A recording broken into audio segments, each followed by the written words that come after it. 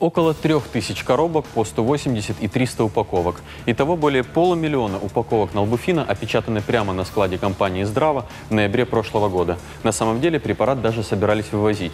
Уже и грузовики подогнали. Но следователь прокуратуры Брянцев не решился тогда на конфискацию в присутствии прессы. Бригада из 8 человек опечатала препарат, оставив у ворот машину с дозорным.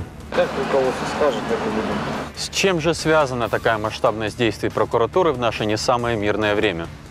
Наши отношения с Украиной очень давнишние. При распаде Советского Союза и Украина как самостоятельная страна должна была себе обеспечить лекарства, то контракт был подписан кабинет министров со мной.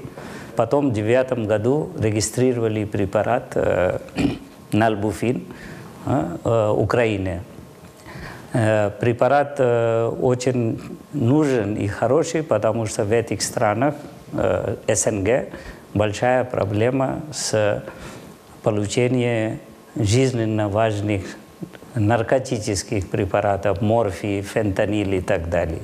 А этот препарат не наркотический, поэтому для онкологических больных и так далее это большая нужда. Пострадавшие в зоне АТО – это первый препарат, который может использоваться для обезболивания. Он не угнетает дыхание. Раз. Второе, больные с ранениями, если, не дай бог, кровопотери, имеется травма большая, которая чаще всего идет с угнетением гемодинамики. Налбуфин на артериальное давление, на частоту сердечных сокращений существенное влияние не оказывает. В зоне АТО у меня коллеги, которые там работали, они его широко там использовали. На жаль, останній раз ми змогли передати 10 тисяч доз налбуфіну тільки в червні цього року. Після цього була розгорнута масштабна війна проти нас з залученням російських ресурсів. І з цього часу ми фактично ведемо боротьбу на виживання. Где-то в июне прошлого года на нас вышли фирма «Мирфарма» и со мной вели разговор о передаче препарата.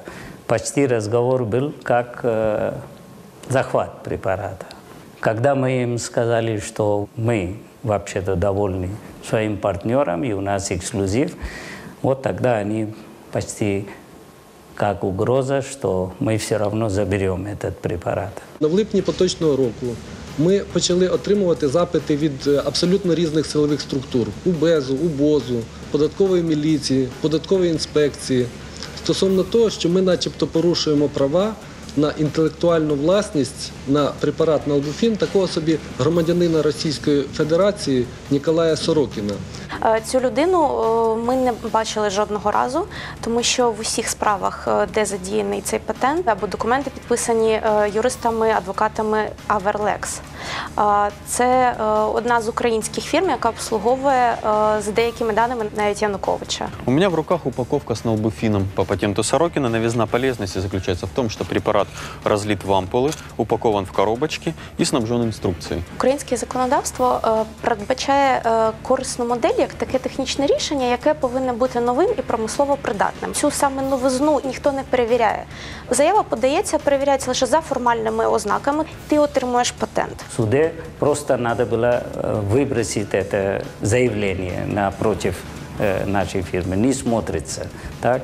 Если есть, то они должны второе сначала доказать, но они не могут блокировать. Потому что получилось из этого? Что год почти фирма не продает из-за этого. Солом'янський районний суд міста Києва, який визнав патент недійсним. Але за нашим процесуальним законодавством це рішення ще не набрало законної сили. В других странах как делается? Если такое есть, то они должны платить за весь ущерб, который, когда решение будет от суда. В нашому конкретному випадку я знаю, що це конкретна особа в Генеральній прокуратурі на досить високій посаді, яка, знову вибачте за сленг, кришує цю ситуацію. Я міг би вирішити питання це, мабуть, ще давно, всунувши якогось хабаря і далі спокійно собі працюючи, заробляючи, але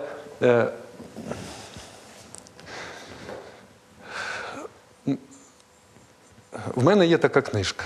Я, коли дивлюсь на неї, От я періодично просто відкриваю. Ти розумієш, що ти їм простити цього не можеш. І ті, хто зараз це плюндрує на найвищих посадах, тим більше на фоні того, що зараз відбувається на сході країни, а наші органи правоохоронні корумпуються громадянами цієї війни, це йде якби подвійний терор.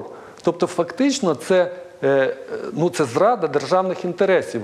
І може саме це все-таки подвигає мене на те, щоб не зупинятися, а продовжувати боротися і доводити це до кінця, навіть після того, як ми там виграємо всі суди. Бо, чесне слово, це стерпіти просто не можна.